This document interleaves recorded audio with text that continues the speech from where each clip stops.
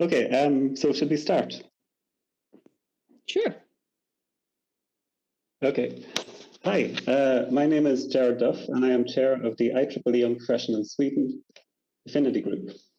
YP Sweden are a group that tries to help young engineers in Sweden transition from the final years of education through the first years of professional life. I was also the chair of the Region 8 Student Young Professionals Congress, which unfortunately won't be going ahead as planned due to the horrible situation that the world finds itself in at the minute. But it's awesome to see that IEEE is putting in so much time to providing alternative online events, like this brilliant Connecting Experts series, organised by IEEE-YP, Region 8, and the Industry Engagement Committee. Also moderating today, we have Ewan. If Ewan would like to introduce yourself. Yeah, hello everyone. My name is Yuan. I'm the vice chair of Young Professionals Sweden, and also I'm a PhD candidate in data science and transportation at the Chalmers University of Technology. Today I will be moderating the Q&A session after the presentation. So now I will post the rules of how you can post your questions during the presentation or afterwards. So to allow more questions to be answered, we ask you to post your questions to myself, to Yuan Liao, under this panel list. And I will pick your questions based on the chronological order of when they are received after the presentation.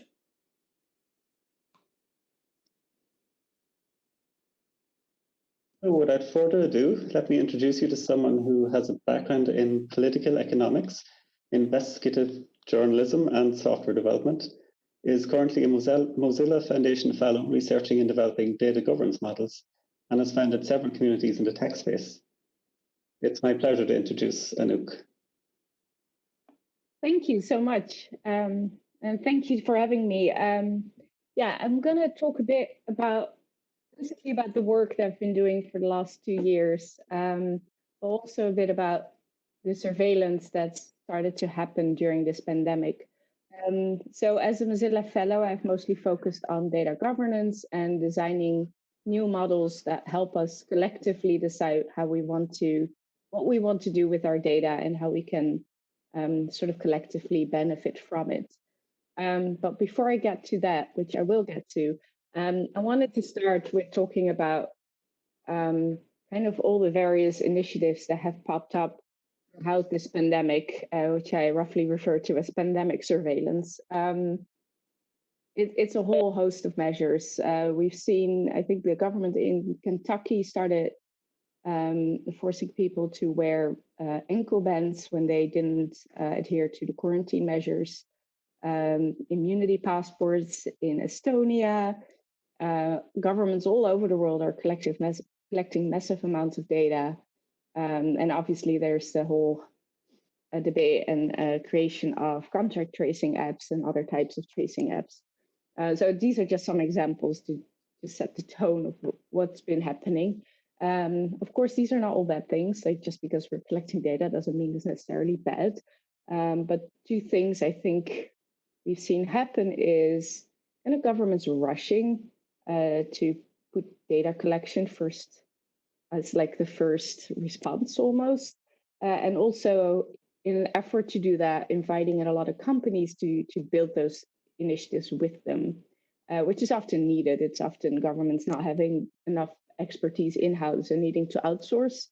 But as a result of both things, there's a lot of questions we can raise about how this is affecting our privacy, how this is affecting our long-term, not just during this pandemic, but beyond this pandemic, our ability to decide how we want to share our data and what we want to make visible about us and what not. But also it's raising questions about control and power. Like, is it still the governments that are making the decisions and are in control, or is it increasingly the quite powerful companies that they kind of hire to help them? And these companies are kind of the obvious suspects. We're talking about Google, Amazon, Microsoft. Palantir has been kind of a winner of this pandemic. In financial terms, it's been contracted by a lot of different governments around the world. And then in different countries, there's often also kind of like the local tech companies. So yeah, those are some questions that have come up a lot. And I wanted to start by giving one specific example. And that's the example of the UK. I'm currently in the Netherlands, but I spent most of this pandemic in London. And so I got kind of a good insight into how the UK government has been handling this pandemic. There's a lot to say about that, but let's not go into all of it. But part of it is the National Health Services in the UK back in March announced the plans to create what they call the COVID-19 data store. And the idea about the data around the data store is to connect a host of different data sources with the aim to kind of act as a single source of truth. So you would have patient data, you would have data about availability of hospital beds, infrastructure, outcomes of people who've had coronavirus, et cetera, et cetera. So like basically everything you could possibly imagine collecting in terms of data around COVID would be collected by this data store. And in doing so, the NHS chose to partner with Microsoft, Google, with Palantir, as well as Faculty, which is a UK AI company that is kind of receiving a lot of attention right now because it was involved with building the UK's Brexit app, which failed miserably. So there's some questionable companies. There are some companies we may think of as just legit and able to build the things they are hired for.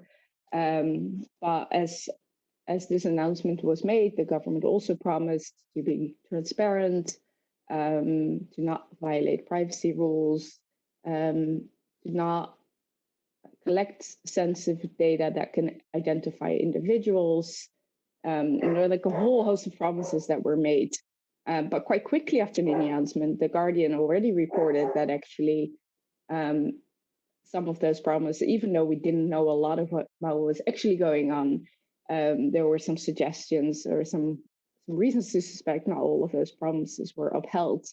And this and other suspicions caused Open Democracy together with Foxglove. Open Democracy, for those of you who don't know it, is a journalism platform, and Foxglove is a tech justice nonprofit in the UK. And they together started to ask for information, and not just about what data was collected and how it was used, but also about what were the specific agreements that the government made with the companies.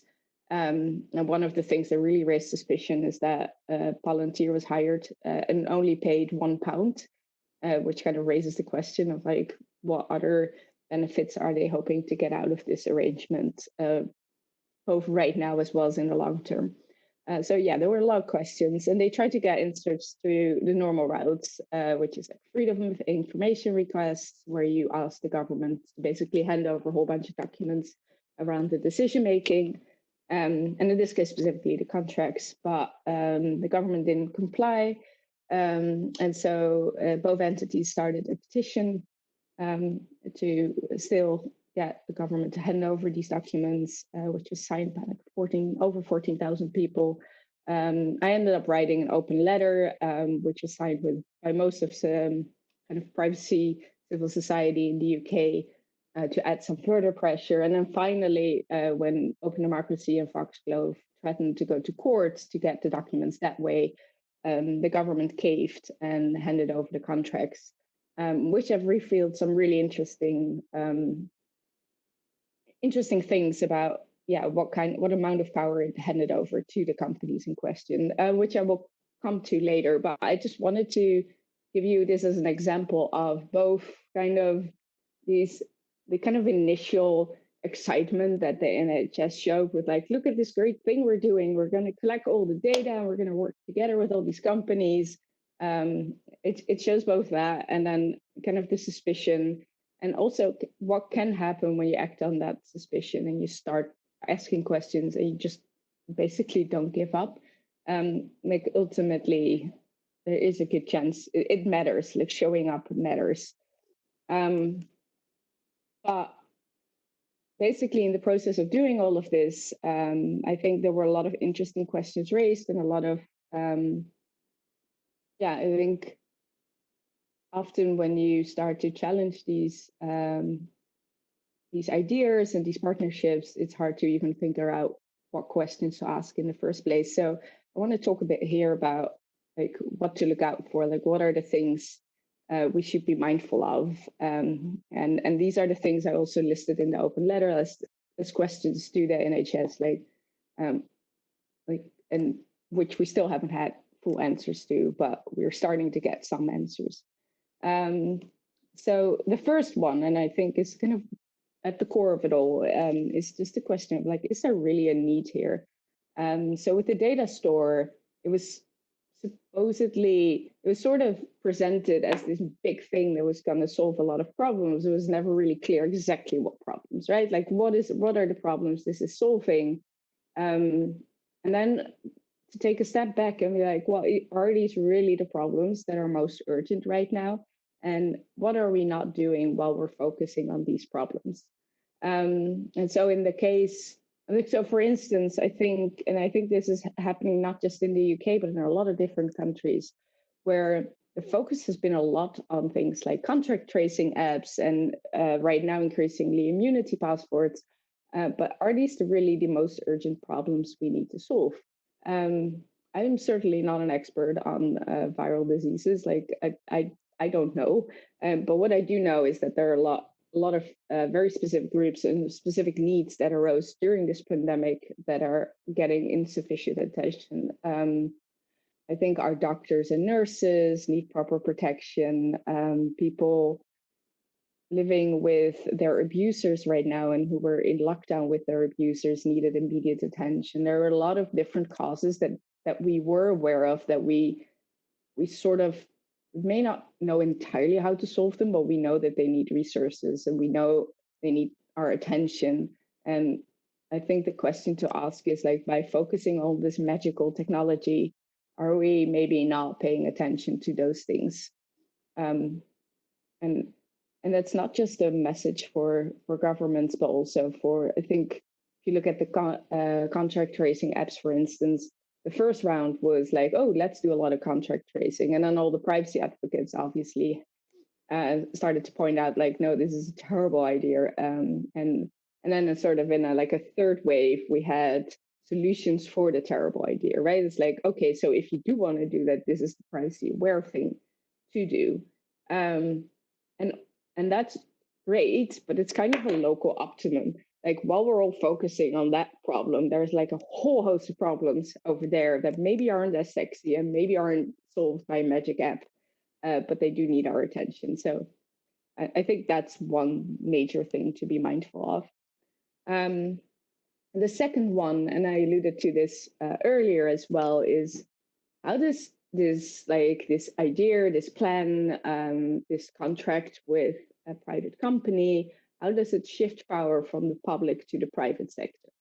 And not just by having a company execute something. Like there's nothing inherently wrong with hiring a company to deliver a public service, right? It becomes problematic when, for instance, the company understands the problem better than the government and starts to tell the government what services it should hire from the company.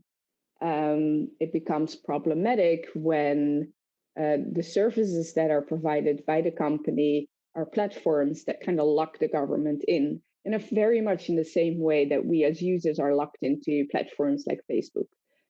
Much in that way, governments can be locked into software without clear ways for them to exit. And when that happens, the company gains a lot of power, like negotiating power versus the government. And that means that some of our decisions that we really want to be taken by our democratically elected representatives are now increasingly taken by companies or even by algorithms. And I think that's a problem, and it's a problem we should be very mindful of. The other thing that could happen, and has in the past happened, is where the companies that are hired by the government get to use the data they process to, for instance, build new algorithms and build new artificial intelligence. And then they are allowed to hold the intellectual property over those artificial intelligence. And that was actually in the case with the contracts that the UK government handed out to the companies I just mentioned. So one of the outcomes of Foxglove and Open Democracy getting these getting insight in these contracts is that they then found out that, in fact, those companies were able to hold on to, or would be allowed to hold on to the IP they created. And that's a problem, and that's a problem that's currently being addressed by the UK government. So, yeah, I think it's a sign that occasionally transparency actually works. But it's definitely something we should, whenever we see kind of this large-scale governments inviting big tech into their contracts, I think this is where we need to pay attention. Closely related to the question of like who is in charge of making the decisions and the IP is the question of who controls the data. And again, this wasn't very clear. I remember this when I first wrote the open letter. I said, I think we were asking questions about the data sharing agreements between the National Health Services and the companies involved. And then someone pointed out that it wasn't exactly clear that data was being shared, because data sharing has a specific meaning to it. And so we didn't even know whether we could really talk about data sharing or whether it was just data processing on behalf of the government.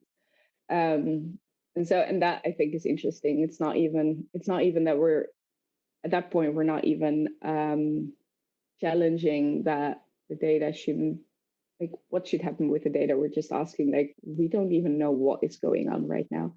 And so control of the data, in my view, should always stay with democratically elected governments or with specific kind of institutions that could represent citizens rather than the interest of corporations. And that's certainly not always true. So figuring out who gets to make the decisions about what data is collected, how is it used, and who can access it. And not just decisions right now, but also into the future. But also, like, if there is any sign of abuse, do governments still have control to say, like, okay, this stops here and now, and we'll take everything back and kind of close the access that companies have, or can they not? And then there's another question of who controls the governments themselves. So yeah, those are important questions to ask, and they should, like, part of asking those questions is doing a data protection impact assessment, which at the time when we were asking all these questions, the NHS had not yet done. And then again, closely related to the question of control is the question of who is most at risk. Like, by sharing this data, by combining different data sets, like, which groups do we put most at risk? And unfortunately, the groups most at risk are rarely the groups making the decisions about the data. They're usually people who are already quite vulnerable. And so figuring out how they are vulnerable, what the risks are, doing that assessment, and then understanding whether we can take measures to ameliorate those risks, or whether we can't and we should just be collecting the data in the first place, is really, really important. And so, yeah, basically advocating for those risk assessments to be conducted, I think, is an important part of advocacy in this area. Finally, and I don't think finally, I think I have one more, but almost finally, and this is specifically relevant in the context of this pandemic, like, a lot of measures we're seeing implemented right now are supposedly short-term, and our governments are promising us that they will only last until the pandemic is over. But what is a little less clear is how will we exit them, but also what does the end of the pandemic mean? Like, what is the definition of this pandemic ending? Because from the looks of it, COVID-19 is going to stay around for a while. So at what point do we say, okay, this is no longer a pandemic, this is just some disease out of many other diseases? And so having clear definitions, having clear guidelines around that, and having something, basically a commitment we can hold governments accountable to is vital. Rather than these kind of vague statements of like, yeah, no, sure, once this is over, we'll do away with all these measures. Because as we've seen time and again, that doesn't happen. I think the US is an amazing example for this. Like a lot of surveillance mechanisms in the US were implemented after 9/11 under the Patriot Act. And they were all supposedly temporary, and most of them are still in place today. So I think it's good to be mindful of that and ask our elected officials to have strategies in place. Actually, finally now, and it's closely related to having exit strategies that we can sort of assert. Is the other question of who do we hold accountable and how? Like, is it our elected officials that we can hold accountable when things go wrong? Or can we hold companies accountable? In what ways do our governments have the ability to hold the companies they hire accountable when things go wrong? Do we even know what wrong looks like? And often when it comes to data analysis and decision making, with the use of big data specifically, we start creating these black boxes, right? We start creating AI where we don't really know what the AI is based on. And so when that backfires, who do we hold accountable? How can we build in mechanisms for that? And that is often also not clear. And what was, I think, really interesting in the data, the COVID data store case, is that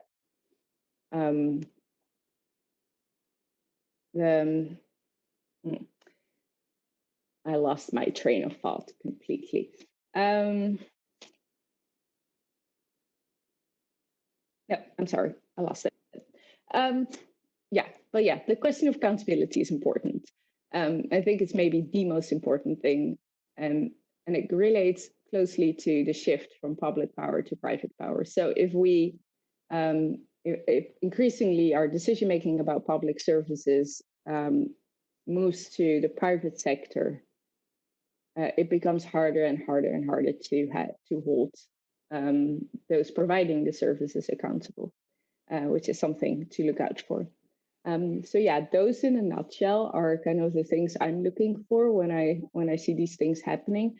I'm honestly, I just like, I've been working on data governance for a while. I worked as a journalist before, so I have some experience with understanding how to ask questions, but I don't think this list is perfect by a long shot. Like, I think we can iterate on it quite a bit. So I'd also like to hear your thoughts about what questions we should be asking. I wanted to mention, like, this is not just hypothetical, which it often feels like, right? It's like, yeah, sure, all these things could go wrong, but do they actually go wrong? This is not the first time that the UK government has given large corporations access to data about UK patients. Happened before when Google DeepMind, which is now Google Health, but it used to be Google DeepMind, collected or got access to 1.6 million patient records in the UK. And that was an agreement between a hospital, like NHS hospitals in the UK, and Google. And the idea behind the agreement was that Google would analyze the data to help doctors better diagnose. So it would result in things like, I think specifically an app that allowed the diagnosis of eye diseases. And those got built, and as far as I can tell, they were useful. But at some point, people found out about this because patients were never asked, and I think for the most part, doctors didn't even know about it. But at some point, privacy advocates found out about it, and they started challenging Google on this. And at that point, Google promised to never integrate this large data set of patient records with its other data sets, because that was a real concern that it would start linking your patient data with, let's say, your location data or your emails, et cetera, and that would obviously provide the company with a wealth of information. So it promised not to do that. And then a year later, Google DeepMind became Google Health, and all the data got integrated anyways. So when I say having a clear commitment in place that this cannot happen, I mean a bit more than just a promise. It needs to be a commitment we can actually enforce. The other interesting thing about this agreement was that Google kept ownership of all the intellectual property it created, including this diagnostic tool. And it basically gave the NHS free use of the tool for, if I remember correctly, the first 3 years. And then after that, the contract said that the NHS would start paying the market rate, which, like, there's not really a market for eye diagnosis AI, so nobody really knows what that meant. But basically what it ends up meaning is that Google gets to analyze a whole bunch of patient records without the patient knowing, builds tools on top of it, and then gets to charge the hospitals, but ultimately the patients themselves for the tools built on top of it. And I think there's better ways to do this. Obviously, this example shows that data can be valuable and that we can have real health benefits by using that data in the right way. But right now, a lot of that value is captured by Google rather than benefiting society as a whole. And so the question then really becomes is how do we get kind of the public benefits of our data without those benefits and part of that trickling into kind of corporations and without our privacies being violated in such massive ways. So I think, and those, I promised you I would ultimately come back to data governance. Those are the questions I've been kind of pondering for the last 2 years. When it comes to our governments and what we should encourage them to do when it comes to these types of data sharing agreements and kind of a rush to adopt new technologies, I think the first thing we need to do is to slow down. Governments have been starting kind of acting like startups recently. They've been like developing all these apps and testing and iterating, except where startups, the earlier adopters are people who can afford to take those risks. Whereas with the government, your early adopter would be the entire population, and a lot of people in that population cannot afford those risks. And as already mentioned, we have a lot of urgent problems that don't necessarily require that much technology or data to solve, that we should probably focus on as well. So slow down, take a step back, reconsider, and put in the proper tools and regulations and mechanisms to do this in the right way. And the right way includes keeping the core decisions, and keeping the intellectual property under public control. And one way to do that, and it's the way I'm currently most focused on, is also creating data intermediaries and data trusts. Because I think one of the concerns that we're seeing here is that those making decisions about what data is collected, how it's accessed, and how it's used are the same people who are also then using that data, and that kind of, as well as occasionally the same people who want to make money off that data. So that creates a whole conflict of interest. And I think we can avoid that conflict of interest if we kind of separate the various concerns. And so instead of just bundling all together, we could have a data trust, which would be a trust. I'll get to that here. A data trust would be like a trust, like a normal trust, the thing where rich people put their money to pass it on to their children. It would be a thing that holds data or data rights, where a board of trustees whose only interest is in the rights of the data subject and the collective, like society as a whole, they would make decisions about that data with those interests at heart, but without much regard for the interest of those making a profit off the data or wanting to control it or using it for other means. So we'll separate those concerns, and then we can have the data users, which could be governments or companies, requesting access from these data trusts. And so if you look back at the example of the Google Health or Google DeepMind, if the NHS, instead of giving the data and all the access and use rights of that data to Google Health, if it instead had kind of funneled that through a data trust, that promise that Google made, where it said, look, we will never integrate this data with our other data sets, we would now have a separate entity that would not only ensure that that promise was kept, but probably also have some other criteria under which Google can use that data. So I think this is one, it definitely doesn't solve all the problems I just listed, but it maybe solves some of the problems. I drew a little thing. So just to give you an understanding of how these things work, we would have trustees, which in this case would be people who understand specific risks related to health data. We would have data subjects, who would be people the data is about. They can be individuals, but occasionally data is about multiple people as well. For instance, with DNA data, it's not just yours, it's your family's basically. So I drew them here as little people, but you can also think of them as collectives. And then the trustees make those decisions on behalf of the beneficiaries of the trust, which could be the same data subjects, but they could also be a larger group. So let's say a bunch of people donate data to a data trust for the purpose of curing COVID or finding a cure for COVID or a vaccine for COVID. Then the beneficiaries could be like anyone who would benefit from that vaccine. And then the data users would be the researchers asking for permission of the trust to use that data, where the trustees would be the ones in charge with ensuring that the data users only use the data for the things set out in agreements. So that's roughly how that would work.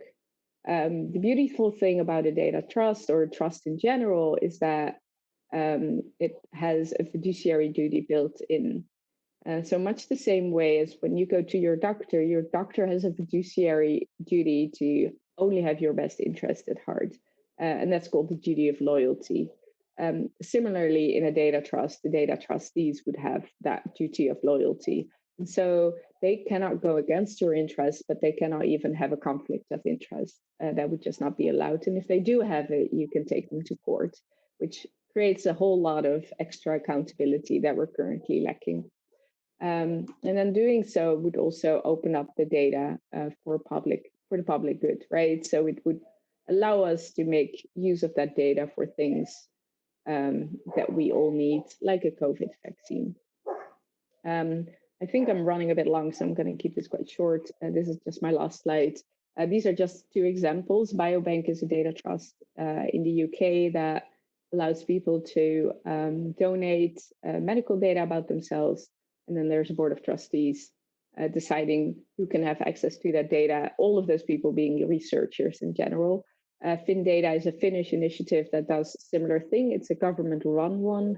I don't think we can technically call it a data trust because I don't think it sits within trust law, but it does a similar thing where it has access to data on Finnish patients, and people and entities and researchers can ask for access either on a one-off basis or kind of a continuous access to that data for specific purposes, and also in specific ways. So some access may be actually handing over of a portion of a data set, where others could be more like you can ask a question to the data and we'll maybe give you the answer. So yeah, these things exist for us to be inspired by and to use as models for future initiatives. I'm aware I kind of bombarded you with a lot of information. I kind of basically integrated two talks into each other. So I'm hopeful it wasn't too confusing, but if it was, please feel free to ask me any and all questions. And I'm generally really interested in discussing these topics. So thank you for listening.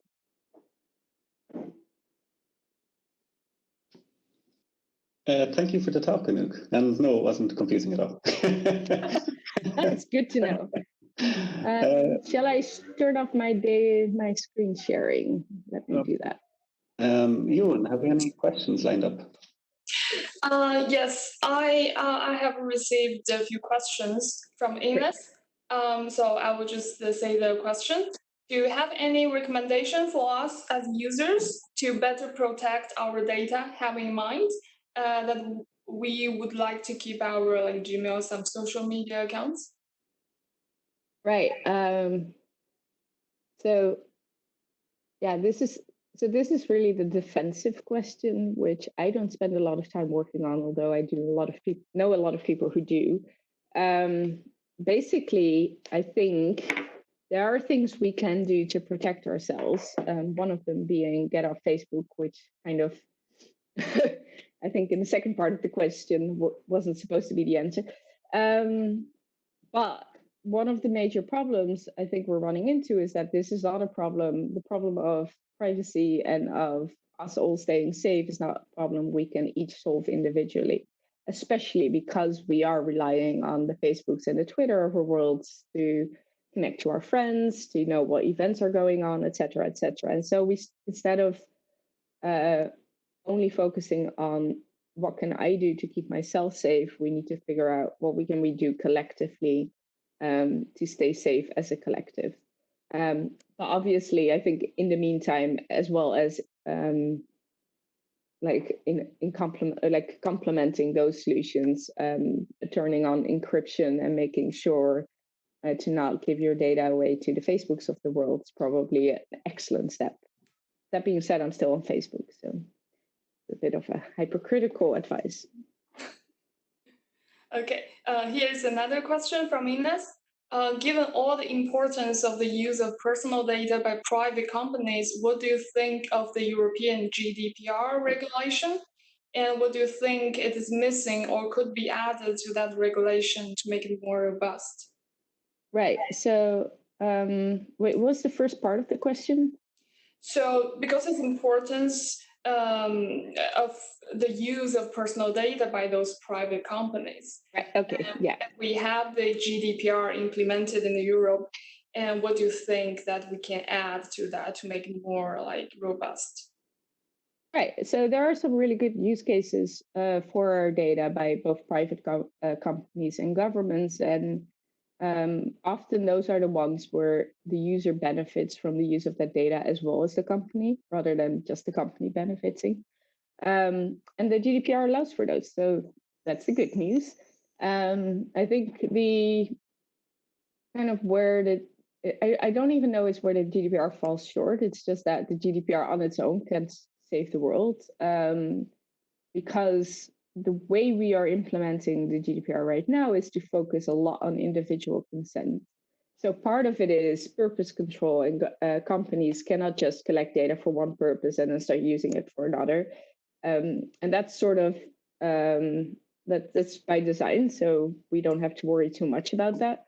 But then in other ways, we individually have to decide whether we want to give our data to Facebook, or every time anyone in Europe opens a website, there's a little pop-up asking you whether you want to collect cookies. And quite frankly, that's just a terrible way to do consent, in part because I just don't have the bandwidth to figure out for every website what I'm giving them and why I'm giving it to them. And it's hard, I'm tired, I don't want to do it.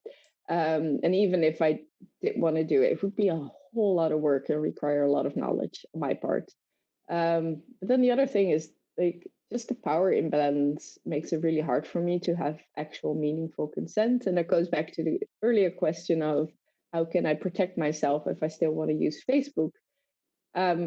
That's really hard. In my ideal world, I would be able to go to Facebook and say, look, I want to keep using your service, but let's have a negotiation about the terms and conditions.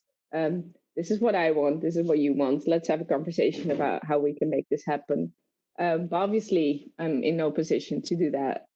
So we need to figure out ways where we can kind of combine our rights to have consent.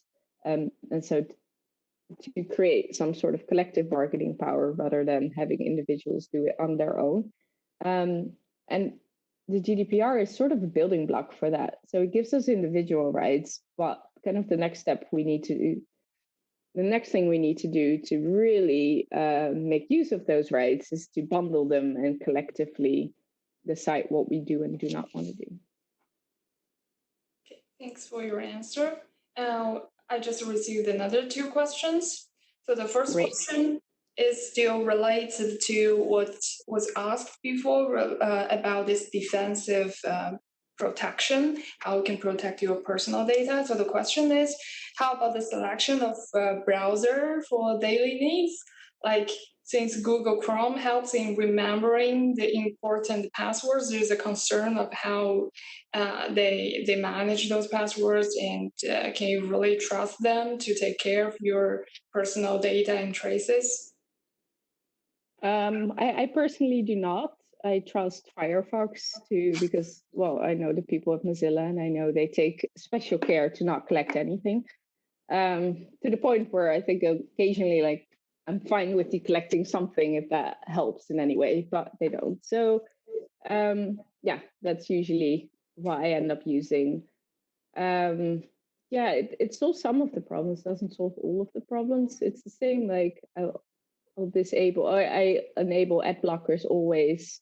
I'll delete my cookies frequently. Like, there's a whole bunch of things you can do. But even if you do them, like, even if you as a person decided to not have any data about you collected, and it's hard to imagine you really being able to make that decision, because even if you go outside, you may be recorded by camera. Like, there's so many ways in which data about us is collected. But let's say you are going in full lockdown and you do not have a smart home and everything around you is dumb and no data is collected. If you fit a certain profile, like if you are a 30-year-old hipster, then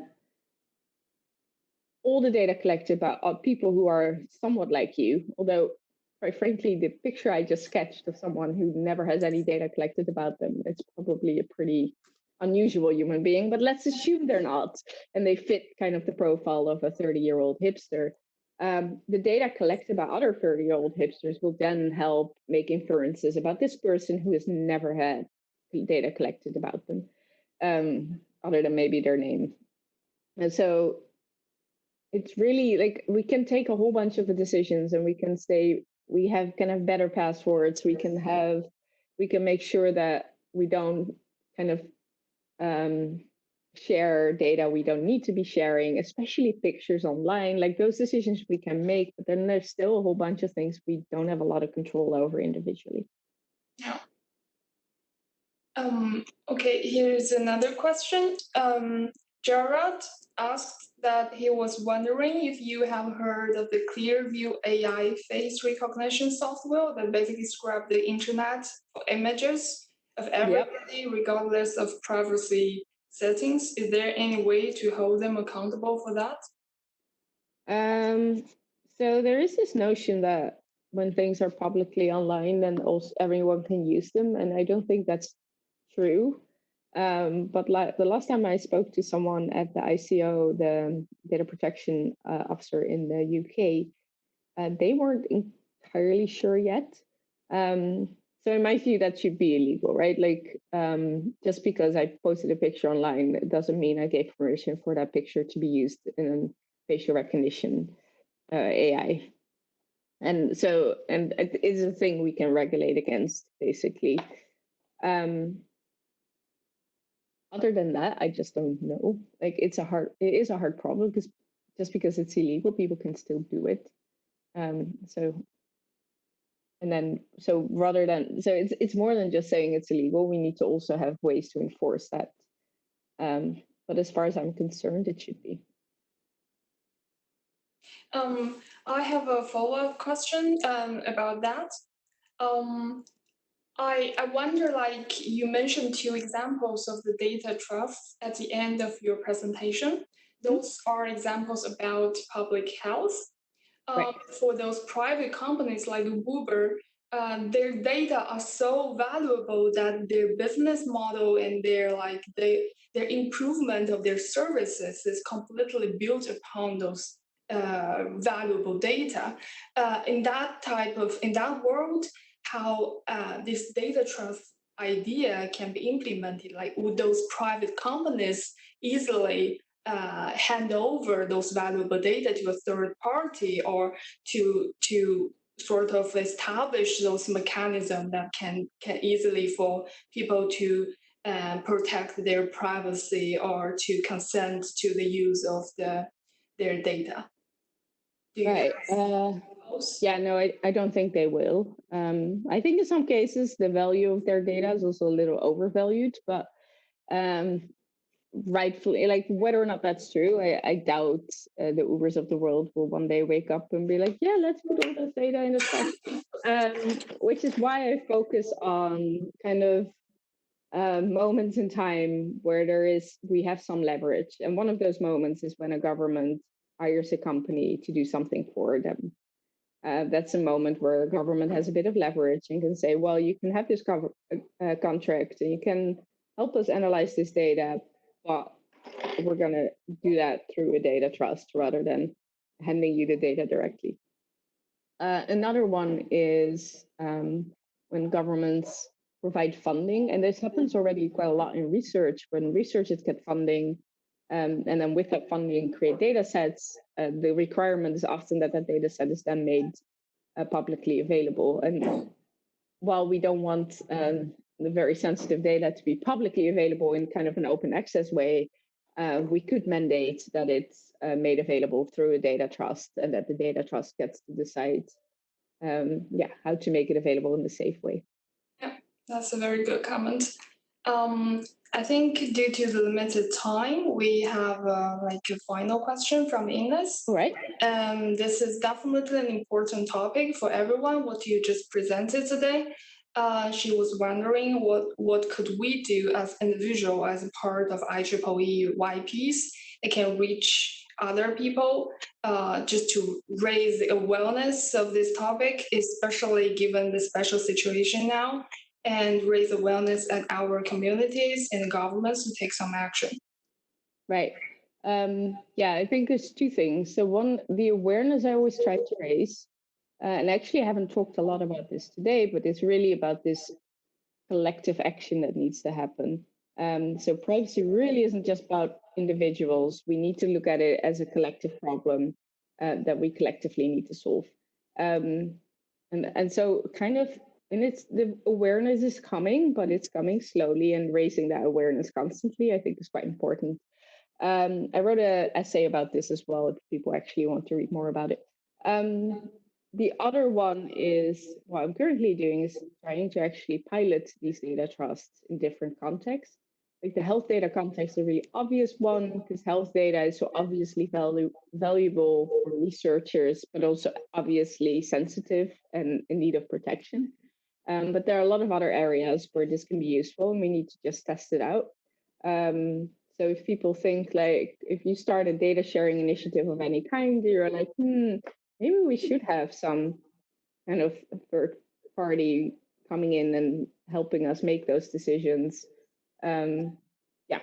Just think about data trust, think whether they make sense for you. Feel free to reach out and ask me questions always.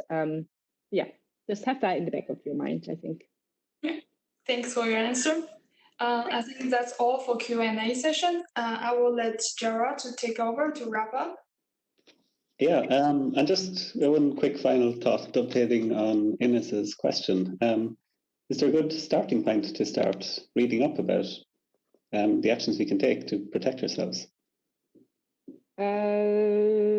So again, I don't focus a lot on individual privacy and security.